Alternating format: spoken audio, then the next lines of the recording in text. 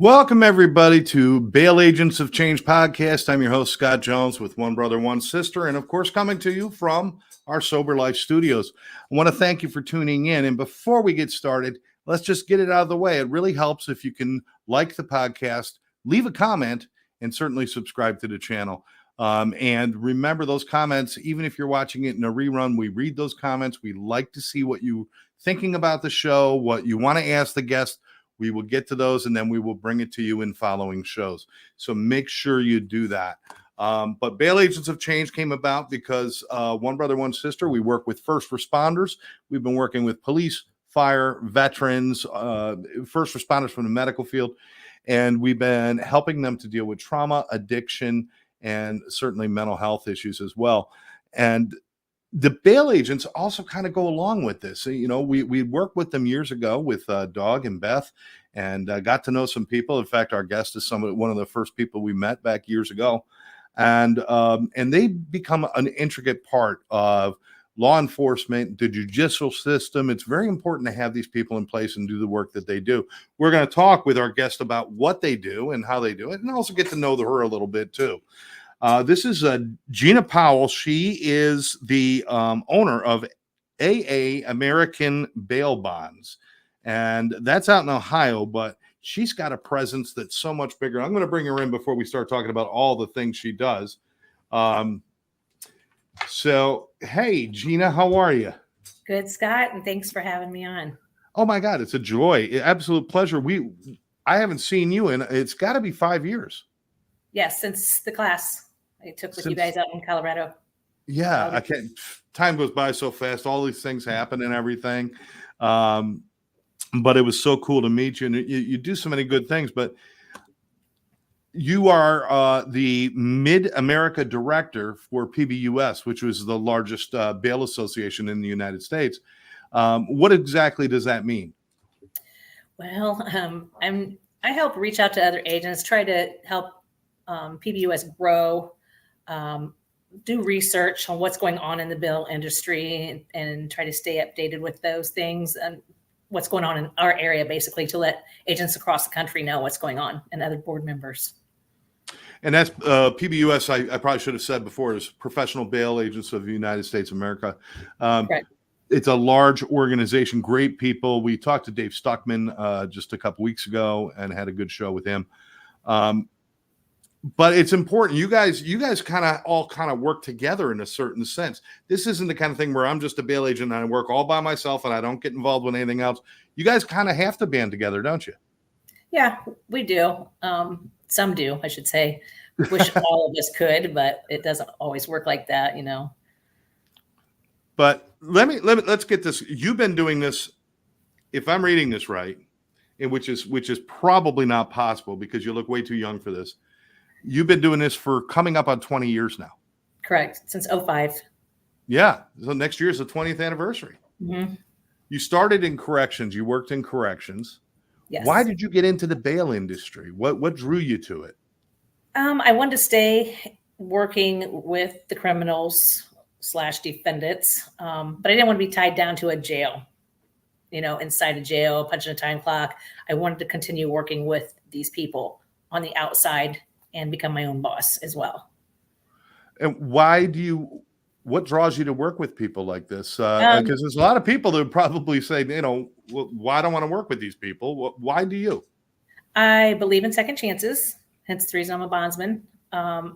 Addiction is one of my passions. When I get to help the addicts in the recovery, that's just, one success story is like a million to me.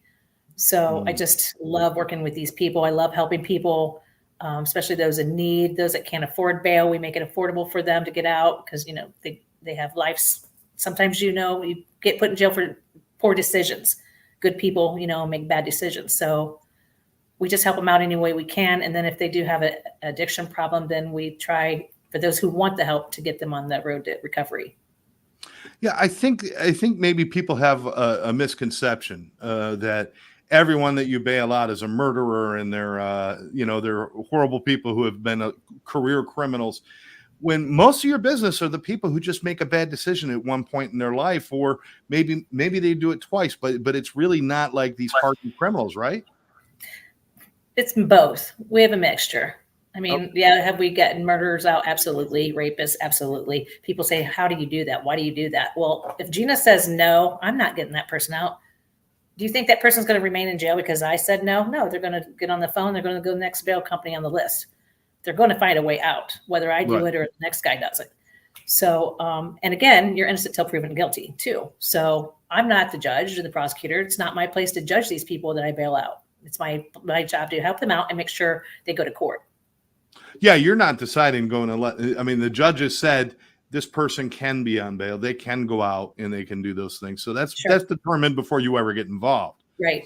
But like I said, a lot of the people, you end up with a lot of people who, we were talking about addiction. You brought it up, whose addiction took them into a bad space. They made a bad decision, and sitting in jail is just not going to do them any good, right?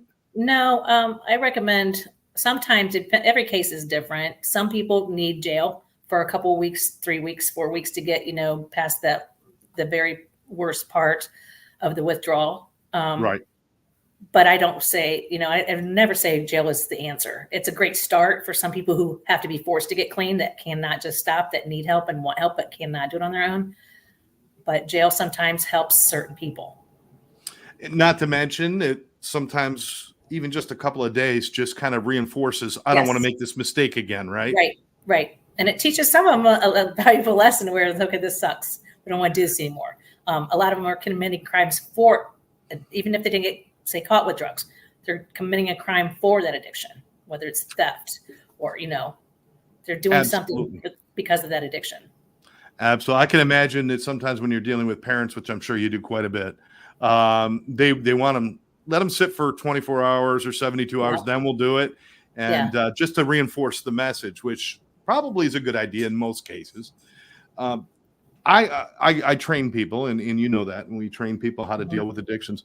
One of the things we bring up when we talk about the criminal justice system is that nearly 80% of all people who are incarcerated either have been involved with or have a very active drug problem. Does that sound about accurate to what you see every day? Yes. Does that shock you at all? I mean, were you surprised when you started seeing this? But of course, you were already in the corrections industry. But it's amazing, isn't it? Yeah, it's everywhere. And people say, "Well, I got to get out of here. I got to move. I just got to move, get away from this. Drugs are on every corner. I don't care where you go; it's going to be there. So you can't run from it. You just got to face it." No, you can't. You can't. Something has to be dealt with as well. Now, sometimes addictions go hand in hand. In fact, often it goes hand in hand with some sort of mental health issue, either a compulsion disorder or a depression or anxiety or something. But are you seeing more and more mental health as well too? Is that getting some attention? Yeah, we do. That and people that end up with, like, say, a car accident, a back injury or surgeries or something, and they start out on pain pills. Well, next thing you know, they're cut off or they can't afford the pain pills. What do? Somebody introduces them to something cheaper and more available, which would be heroin. And the next thing you know, they're doing crack, or, it just spirals out of control. Whatever they can get their hands on.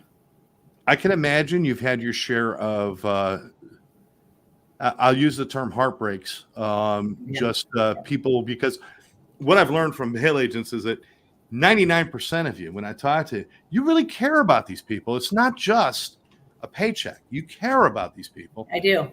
And there's a lot of times, and trust me, working in the addiction industry, there's a lot of times when we find out that somebody didn't make it or something happened. How do you handle that? Does that affect you? Yeah, it does. You think, especially when they OD, when you get them out of jail, you think, wow, maybe I should have turned this one down. What if I would have done this? I mean, you feel bad because you think, I got this person out, and the same day he overdoses and dies. We've been to many calling hours over the years. We try to, see the family. I've had family members call me crying, about their loved ones lost, just not to talk to me about bail, just people that known me over the years because they've used me before or something. They had a lady just not long ago.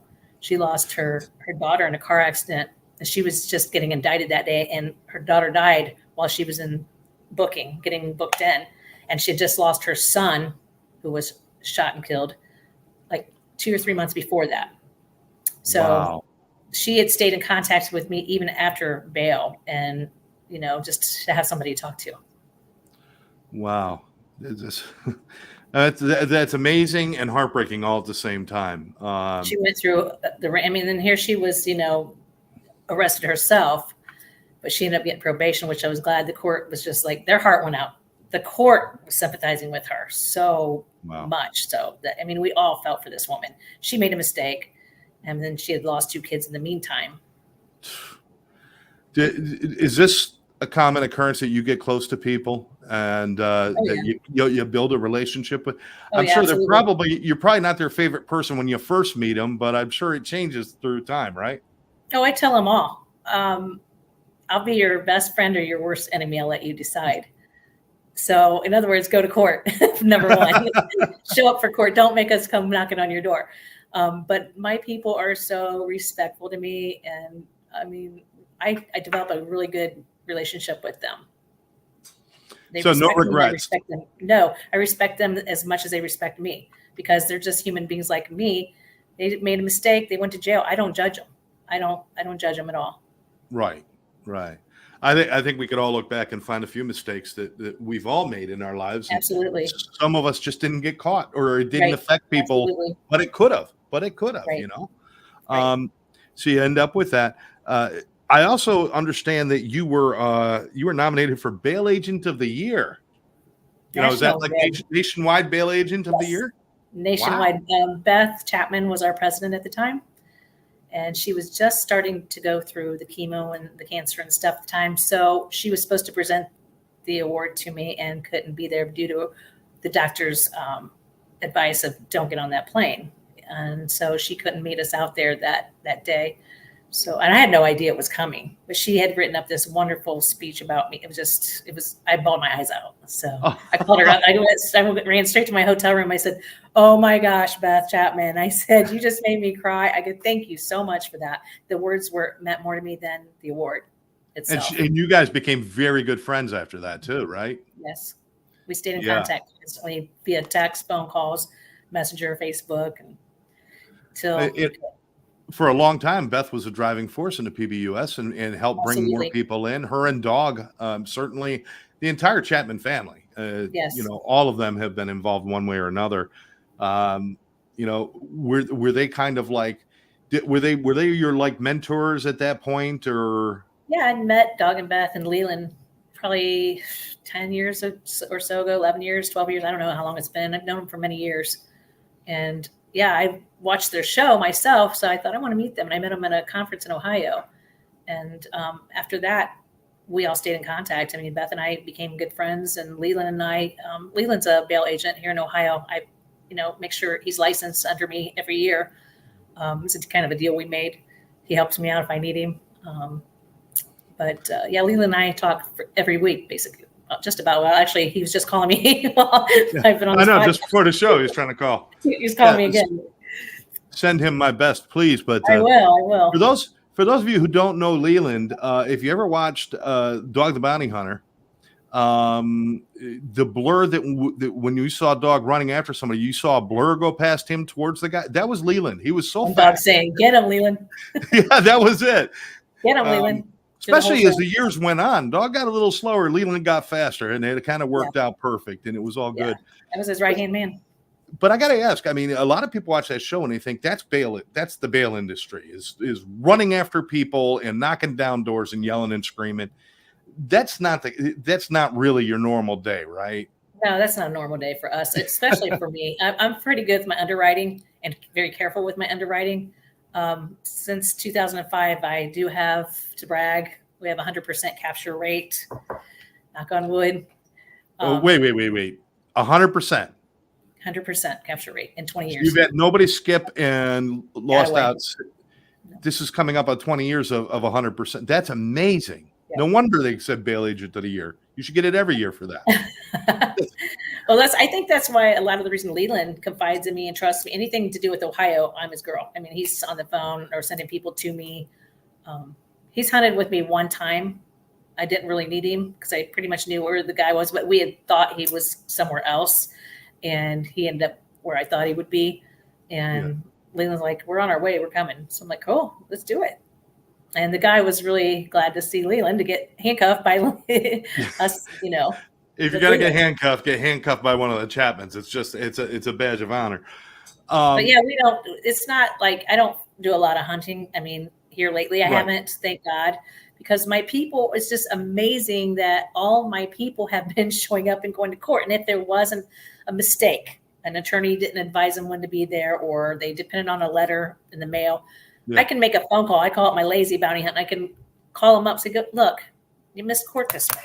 Let's fix this. Let's stop. Judge's getting ready to sign that warrant. The warrant's not hot yet. Let's get you in court. I can get you a court date tomorrow morning. I'll work with the court and see what we can do. And they'll tell me, have them come in tomorrow morning, and we won't issue the warrant.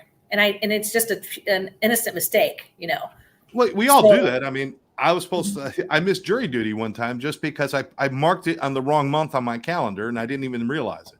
People make mistakes. But I think your success has got to be about the relationships that you build and how you treat them, right? Yeah. And I think that's because I treat them fair and with respect, that they treat me with respect. I mean, I'm sure there's going to be somebody run on me soon or eventually. I mean, it happens in this industry. It just happens, unfortunately. Sure. But I am careful with my underwriting. But all my people, they check in, Mondays and Fridays, they call me. But they could be in Florida. Just because they're on the phone checking in doesn't mean they're where they're supposed to be. But that tells me they're following rules and guidelines and doing as I request, which is just check in once a week. Let me know if you get a new phone number, address, or a new job.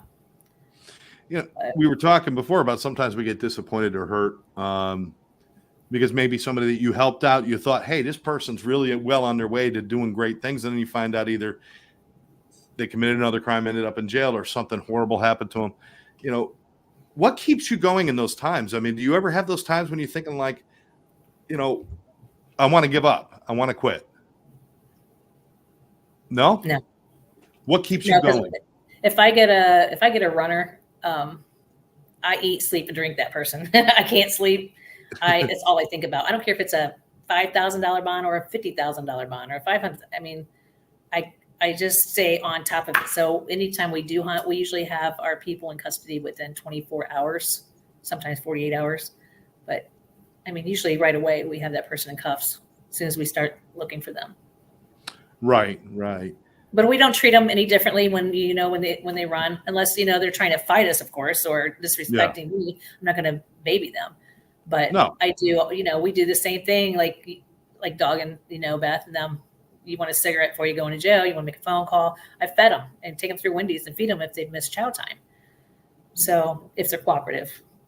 I love that. I love that because, in the addiction industry, working with people too, they're coming through and they might be agitated. They might be downright mean at times, but right. I also understand they're not doing that because they want to hurt me. They're doing that because they're terrified and they're just lashing out.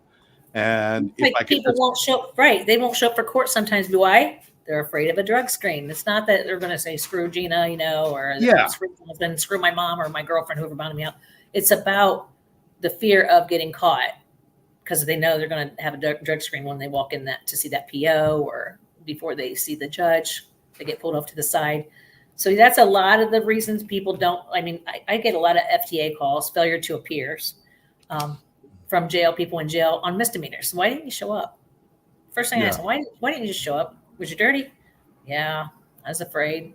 I hear that all the time. Yeah. I'm like, well, I've never bailed you out before. You've never ran on me. Let me check out your record. If you got 10 cases and I find 10 FTAs, no, I'm not going to get you out. You're a huge flight risk. But you got one here and there. Yeah, you got a good co-signer. I'm going to get you out. And I'll give you a chance because like I said earlier, I believe in second chances. Just don't screw this up.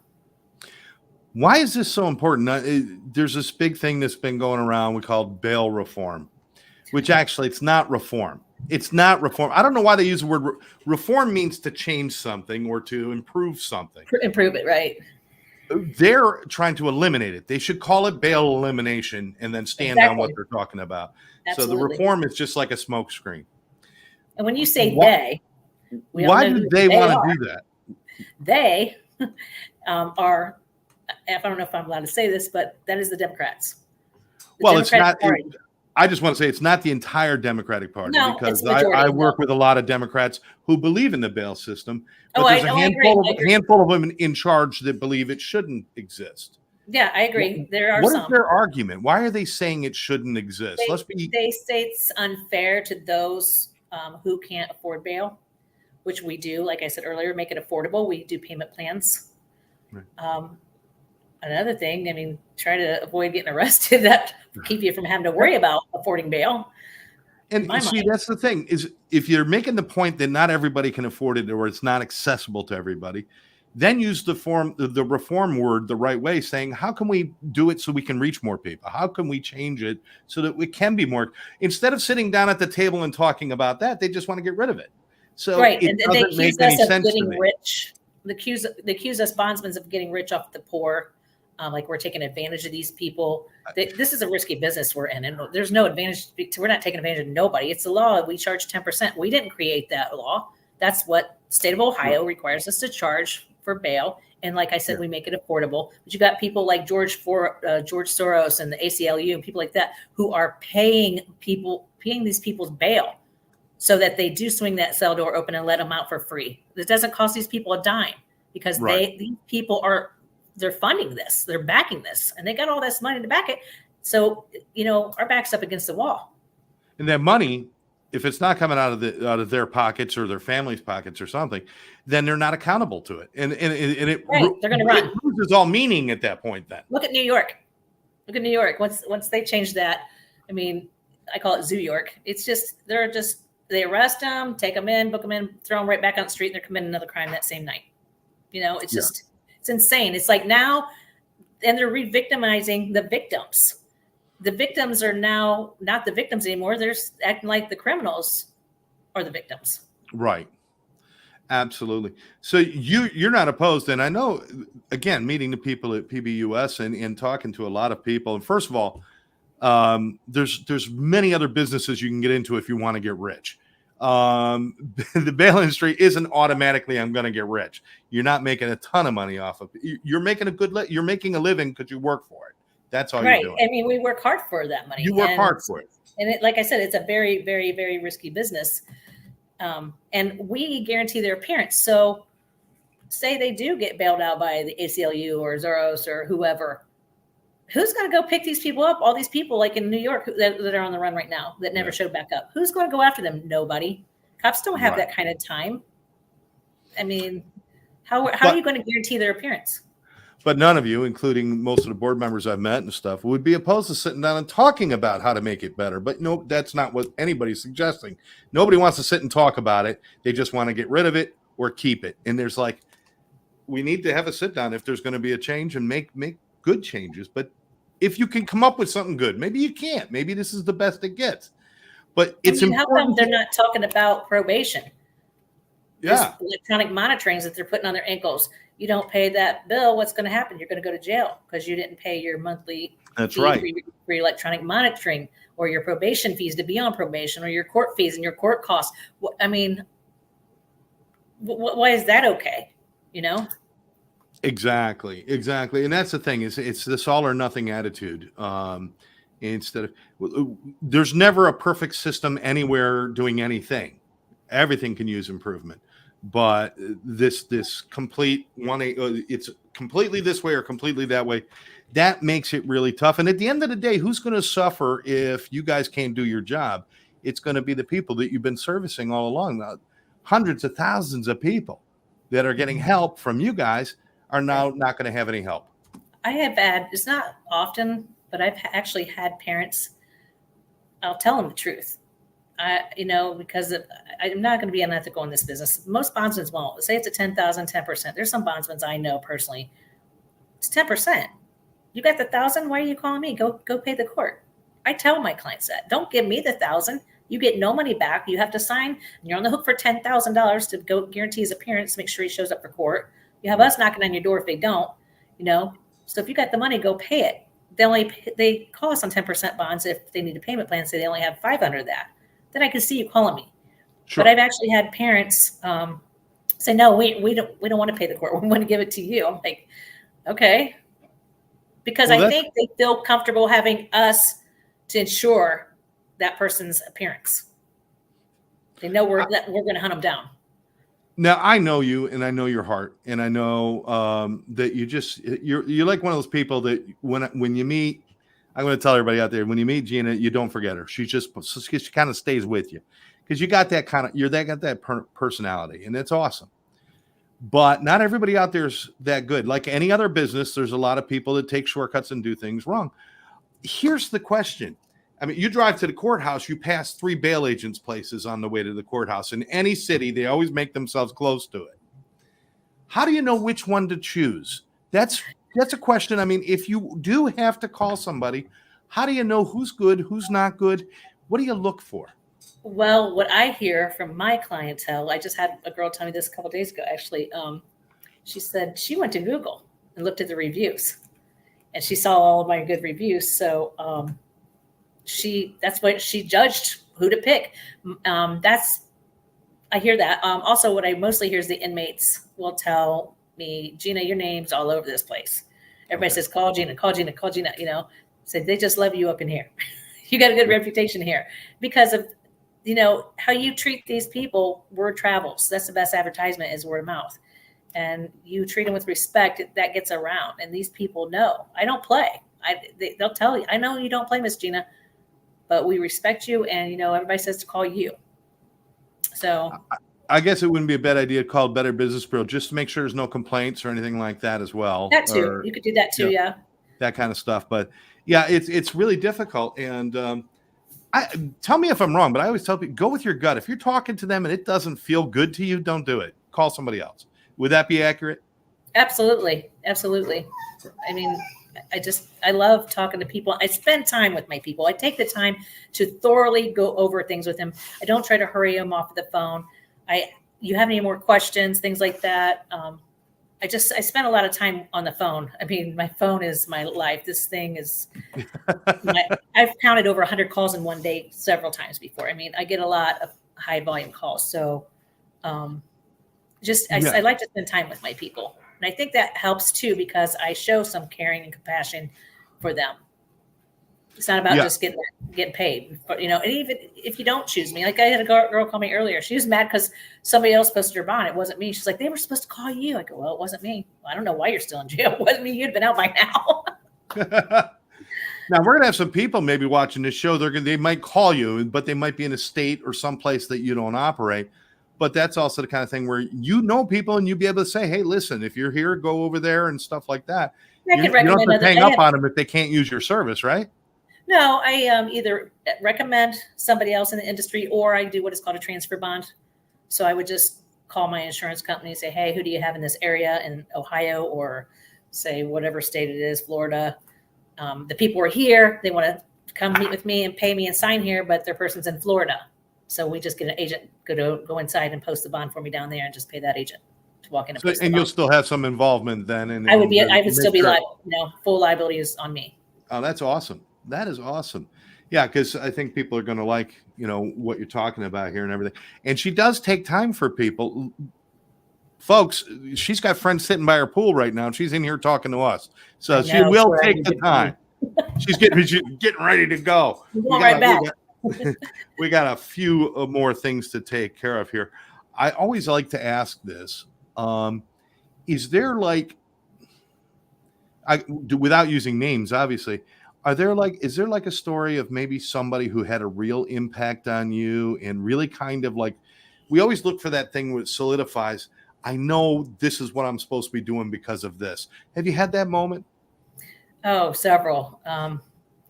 One sticks out a lot in my head is because of where I found this little girl. She was probably 100 pounds soaking wet, and we're searching the house, and her mom was sitting a few feet away from the kitchen, and it was all open. You can see the living room from the kitchen, small house. Down the hallway, I go down there. I'm looking for my girl.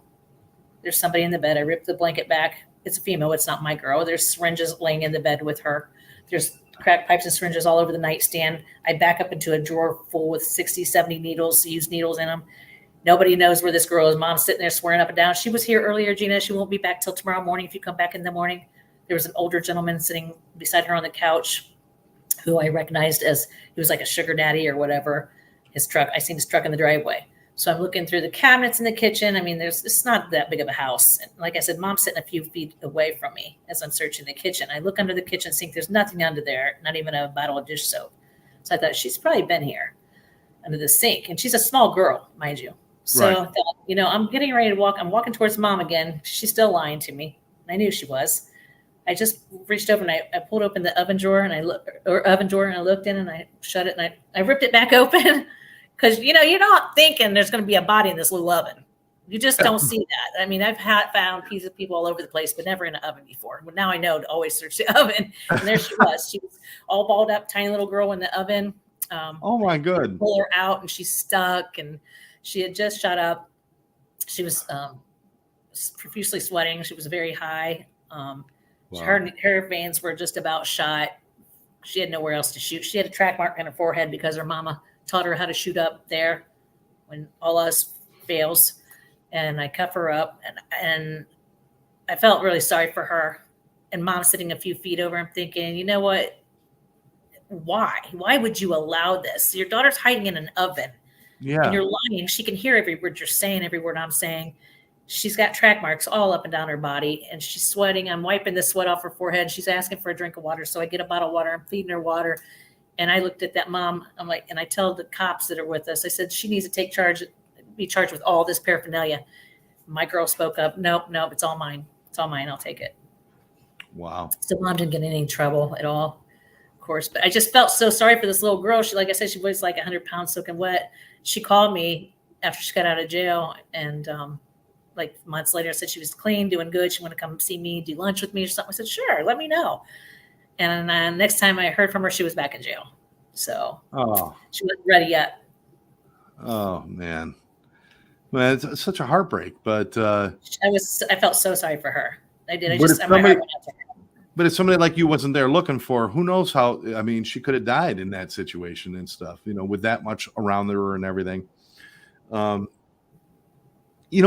have to ask, you've seen the drug addictions, you've seen the mental health, you've seen people do horrific things to other people, you've seen human trafficking. That's something that we're seeing, which I wish we could never see again, but it's always out there. You've seen that.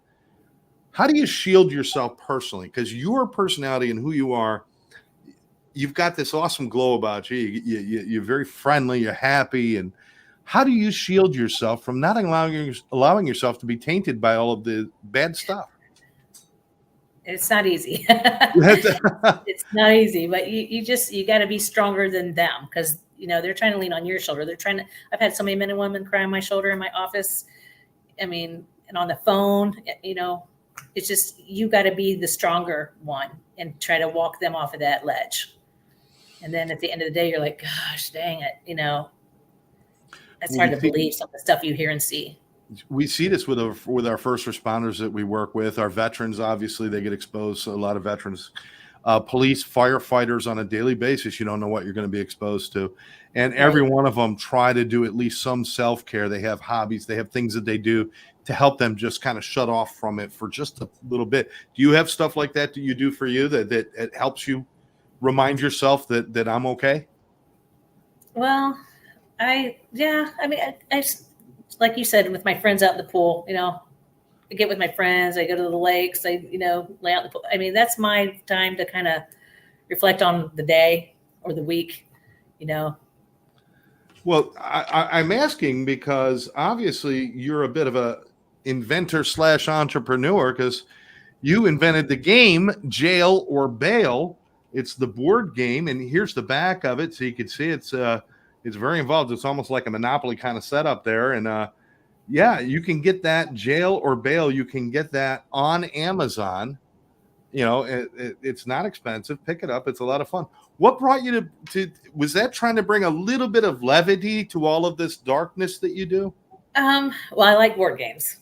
So that's one of the reasons. Because and that's relaxing to me to sit around a table with friends and family and have fun. So get your mind off for the day, even though it's designed around the bail bonds industry. Yeah. It's a fun thing to do. And my sister and I, she passed away at the age of 46 from cancer. Back in 2006. And so her and I, we played board games for many years on the weekends before she passed away. And every one of those games and the rules on the back is in memory of her. It has her name on every single box. Oh, wow. Yeah, on the bottom What of a the rules there. tribute. That's Yep. fantastic. Leland and I signed. Sat in my backyard and we signed 100 of them. The golden edition. So those sold for a little bit more money because it has the cards have his image on them, my images, and his autograph and my autograph in the box lids. Wow. I'm just going to pop it up again. Jail or Bail. It's a board game. And, it's fun. It's not designed just so you can learn about bail. It's designed to have fun and to play a game, right? Change seats with other players. You're constantly changing seats after you start getting around the board, and once or twice you have to constantly change seats when you steal other people's chairs. Oh, no kidding. Yeah, that's cool. See, that's not relaxing for me because I get you like to get up and down that often. I get too competitive. I mean, I play Monopoly and my whole steal your money. I just get all twisted up. Gina, I appreciate you taking the time to talk to us.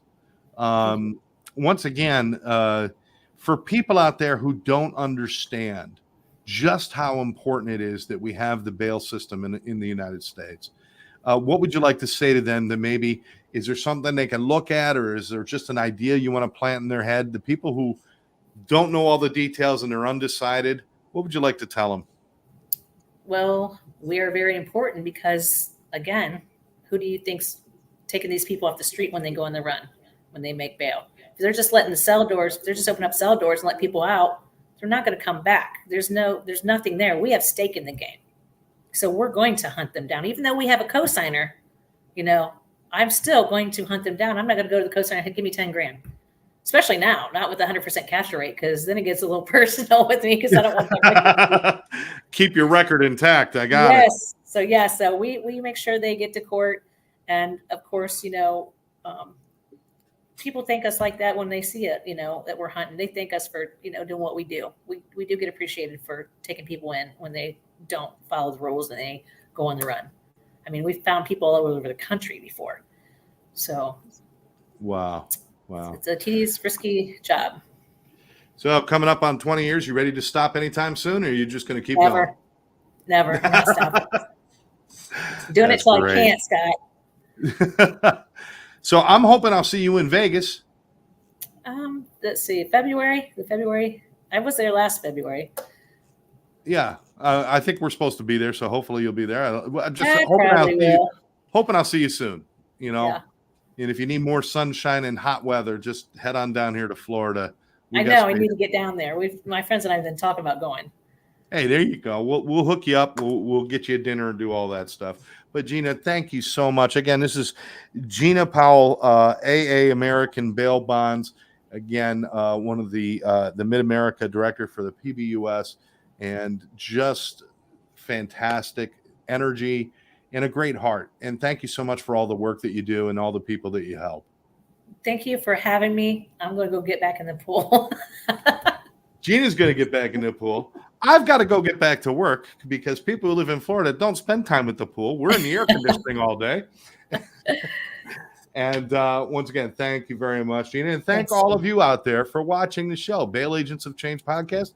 Reminder, please like the show, share it with your friends, and we will catch you next time. Bye-bye now. Thanks.